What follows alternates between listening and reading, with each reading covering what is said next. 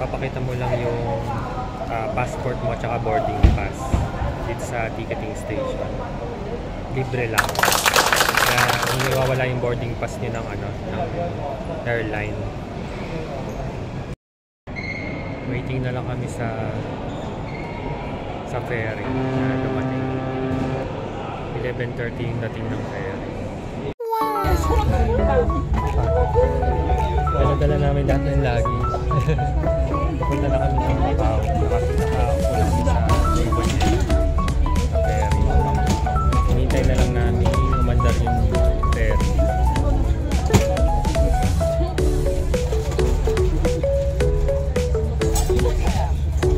Free ride. Libreng ferry papunta ng Macau. Hindi ko lang sure kung sa Pilipino lang ba ito o sa lahat ng tourist. Habang tourist. So pag tourist ka pala, libre lang talaga. Papakita ko lang yung passport at boarding pass.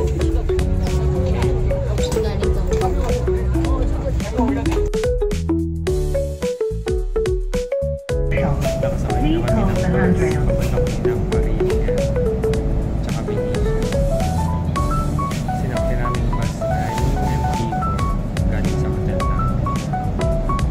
So ito na ulo. Gutom na kami.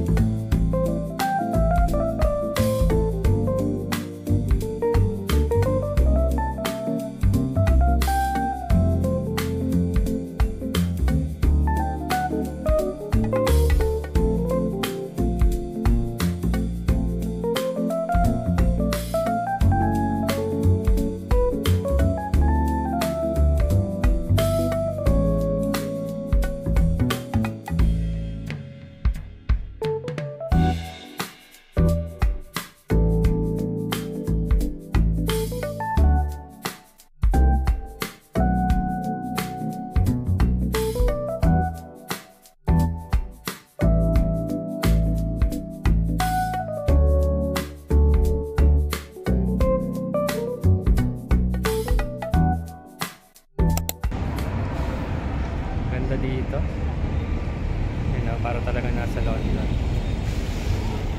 Kahit di pa ako nakarating ng London. Yan. Tapos nandun yung Eiffel Tower. Eiffel Tower.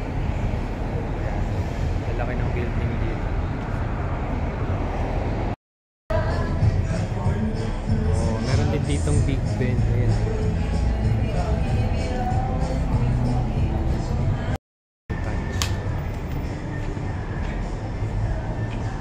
Ay, oh.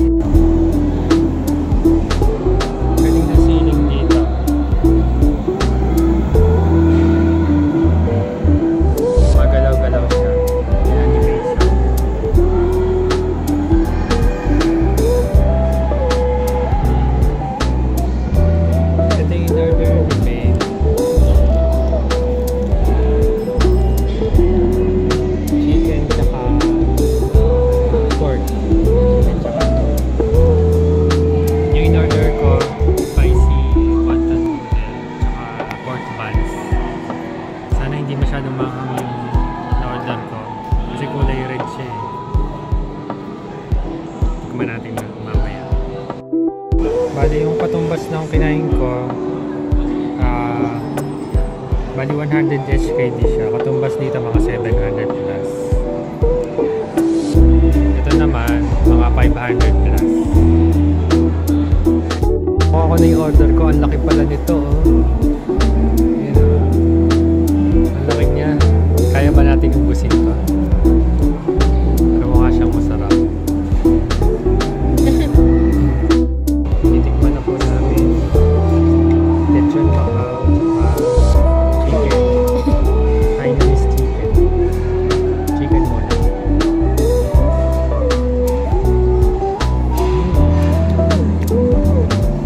The garlic. Ay, the garlic. The ginger.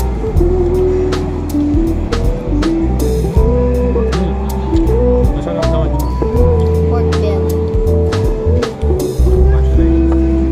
Hindi na pala yung order ko. Kunin ko lang yung order. Yung ano, Masarap yung lechon. yung mga Lechon Macau. Wow, oo nga. Ito oh. Grabe. Ang sarap. Sarap na lasa niya.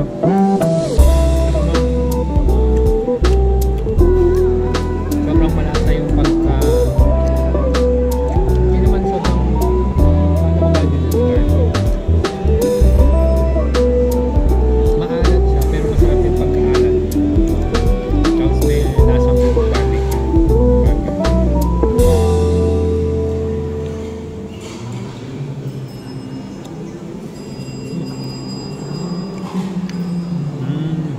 Meron siyang kakaibang spice eh. parang chicharon. Masarap yung pagkaalat niya. Maganda yung ano niya. Timpla.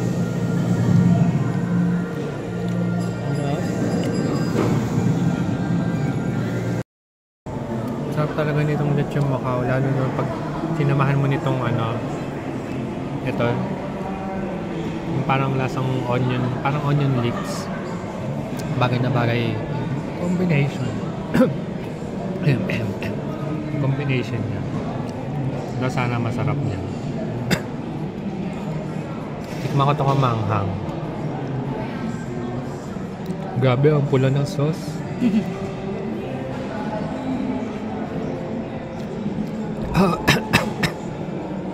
Maanghang nga. Sobrang anghang niya. Pero para sa mga mahilig sa maanghang, siguro magugustuhan to. Mark wings. Si Mark Wins.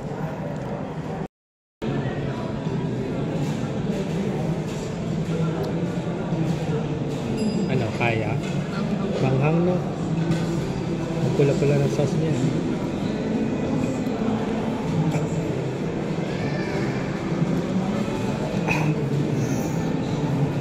Parang level 10 spicy ata to. Sobrang hanghang. Parang pure chili sauce na ata to. Nakatanggalin na sa kalalabunan. Oo. Hindi ko kaya.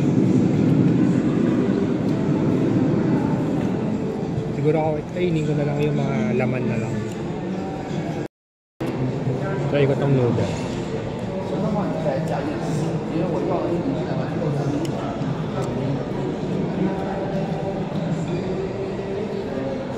Okay naman ang noodles. Hindi naman siya ganun kaanghang. Yung sabaw lang talaga. Ang dami kasing chili sauce ng sabaw.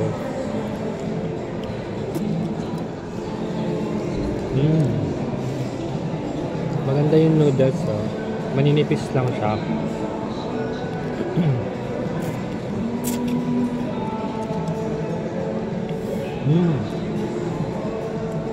Okay yung noodles, baby. Itong wonton naman, try ko. Sana hindi mapasa yung alangal ako. Hindi pa mo mabuti.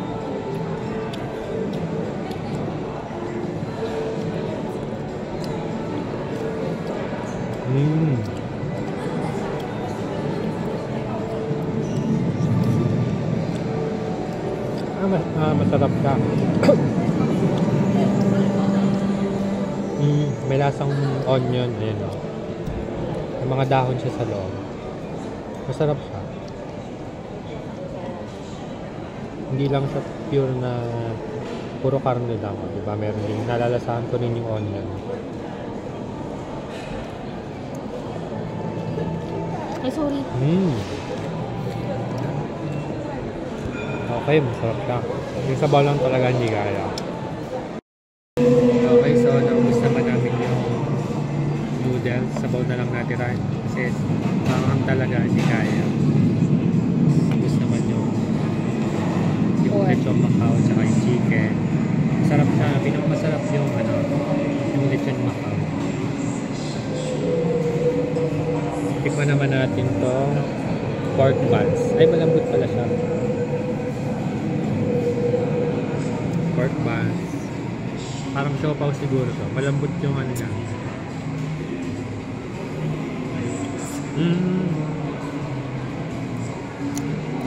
Parang siyang toasted siopaw. Yung palaman niya parang kasado siopaw.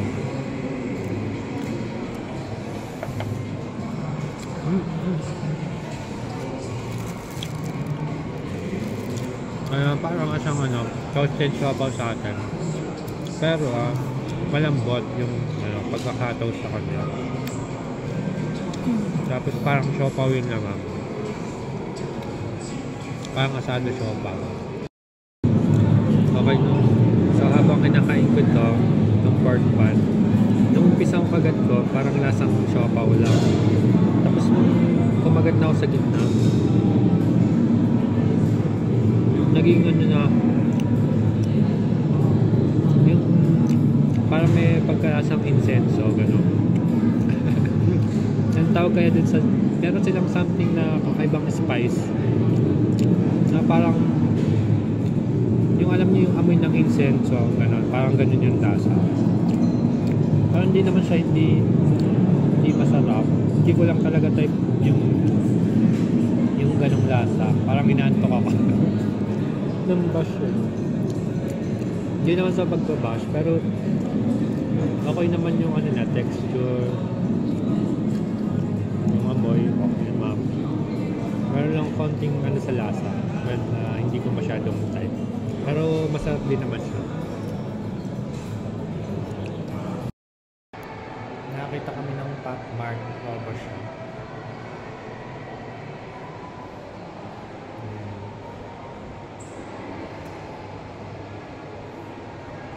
Parang vending machine siya.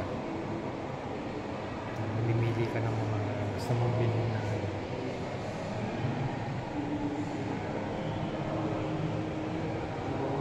automatic na siya nalabas dito. Pag nabayaran mo na dyan.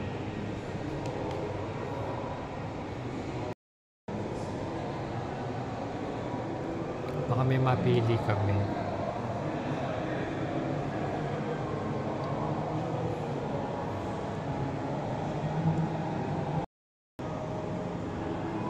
Siya yung surprise yung laman ng mga box niya, yung hindi mo alam kung ano yung item. Tapos meron din atang mga rare na laman yan minsan.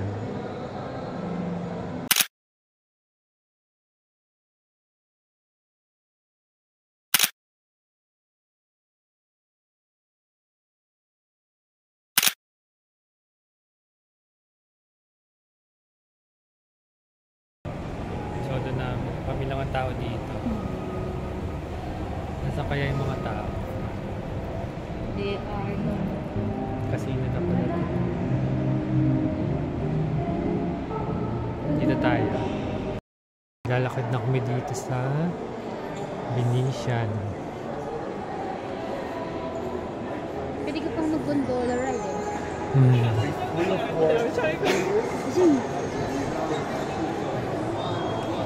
Para siyang Ibiya. Teka, hanapin natin dito.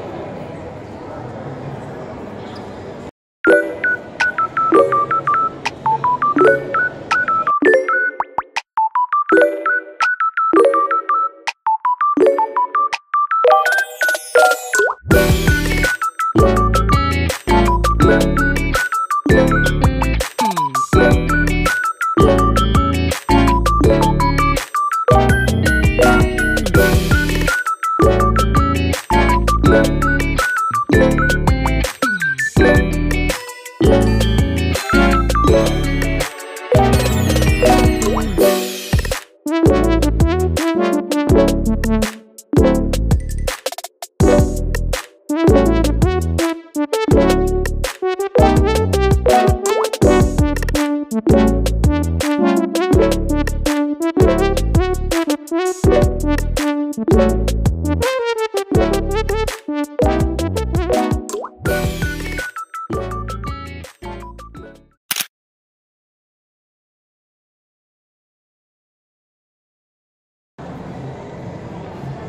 na namin yung Lord's Toast. Katabi lang pala siya ng Pop Mart. Nandun yung Pop Mart. Ito, bumili kami ng something sa Pop Mart. Ito naman ang Lord's Toast. Pila muna kami. Gutom na ako. Gusto ko ng tart. Tsaka kape.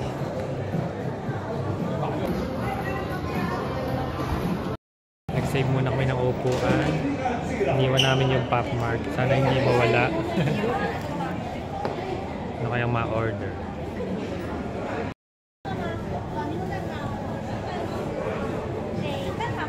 Order na lang siguro kami ng rose coffee, mocha coffee, tsaka egg tart. Meron kaya ng Earl Grey roll. Parang gusto kong try yun. Okay, so nung nagbabayad na ako doon sa counter, gamit ko yung Gcash card.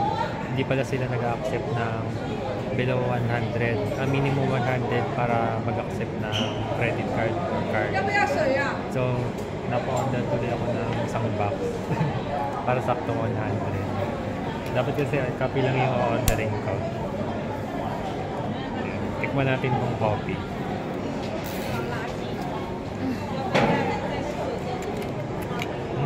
Ito talaga gusto ko eh. Favorite ko yan eh. Sarap naman yung coffee, parang Dunkin. May halik siya sa Dunkin na coffee. Normal na cafe coffee. Ano na lang buksan ko? Ito, buksan natin. Sure ka? Oo. Oh. Kanino ba ibibigay? Yung isa kasi kina Ate Tess.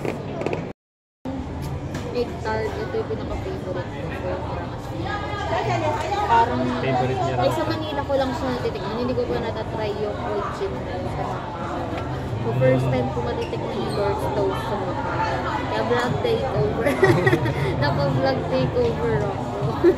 Kaya na-favorite ko to. Personal favorite ko. Sige, tikman mo. Ano yung masasabi ko? Cheers! Cheers tayo!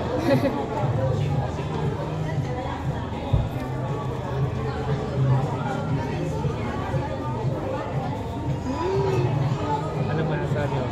Kapares ba ng lasa ng sa Manila? Mas mainit kasi dito bagong luto. Yung nakain ko kasi sa Manila malamig na. Ay, ganyan. Pero, masarap pa din. Masarap pa din. Same lang halos sila. Siguro yung init lang kasi bagong luto. Luto talaga siya. Yung sa Manila, hindi ba? Pinatikman ko, hindi siya bagong luto. Pero, kahit ganun, masarap pa din siya. Pero kahit hindi siya bagong luto. Ito kay Barnang is bagong luto. Fresh na fresh. Ayun. Ako naman, natikman ko kahapon nga ba yung sa bake house. Natikman ko. Sobrang sarap para sa akin, 10 out of 10 yung sa bake house. Ngayon, itong Lord's Toast, hindi pa rin ako nakakatikim dito kahit sa Manila. Ngayon ko lang talaga matitikman, first time lang. Dito pa sa original birthplace niya sa Macau. Nagsimula siya dito noong 1989. So ngayon, titikman ko siya.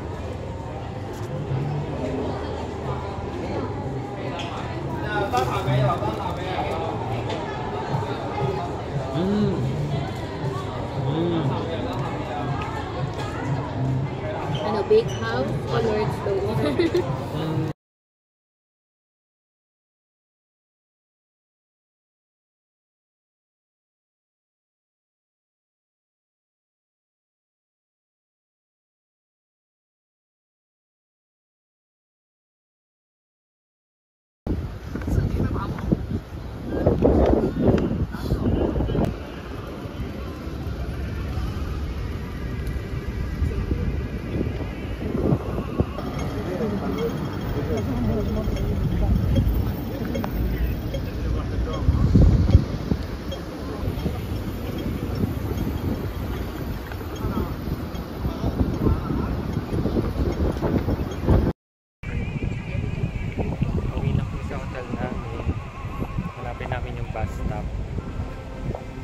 Maglalakad kami sa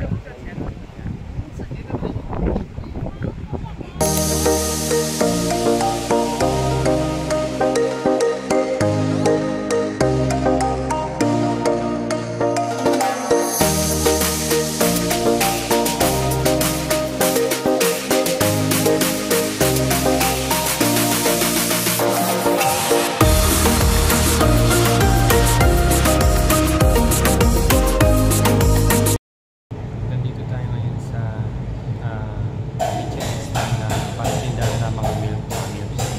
Malapit din sa Louis of St. Paul. Hindi ko lang alam kung ano yung baso doon. Tikman natin. Hi, so order kami ng cold chocolate milk. Dito sa Michelin recommended coffee shop.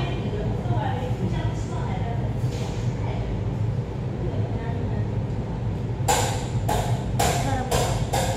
Anong lasa niya? Parang siyang authentic na chocolate milk. Pero mas niliba ko yung milk. Kasi dito yung parang more on milk yung mga products nila dito, yung mga drinks nila. Yung mas niliba ko yung milk kaysa sa chocolate. Pero marasama na fresh yung milk. Cow's milk yan. As a fan of as a fan ng hindi masyadong matamis, recommended ko to kasi hindi siya sweet. More on milk talaga yung side.